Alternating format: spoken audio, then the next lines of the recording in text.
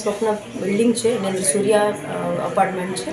એની અંદર સ્મિત લાગુભાઈ જીયાણી નામના શખ્સે એના માતા પિતાને ગળાના ભાગે ઈજા પહોંચાડેલ છે, જેઓ સારવાર હેઠળ છે. અને એની પત્ની અને એનું 4 વર્ષનું બાળક છે એને ગળાના ભાગે ઈજા પહોંચાડીને મોત નિપજાવેલ છે. અને પોતાની જાતને પણ બંને હાથની નસો અને ગળાના ભાગે ઈજા પહોંચાડશે તે પણ સારવાર હેઠળ છે. બનાવનું કારણ તેમની માતા જે ભાનમાં છે ત્યારે એ જણાવે છે કે 4-5 દિવસ પહેલાં સ્મિતના મોટા બાપુનું કુદરતી મરણ થયેલું હતું. ત્યાં લોકો બેસવા જતા હતા અને ગઈકાલે હવે તમે અહીંયા અમારા ઘરે ના આવતા અને એ બાબતે સામાન્ય પરિવારજનોને બોલાચાલી થઈ.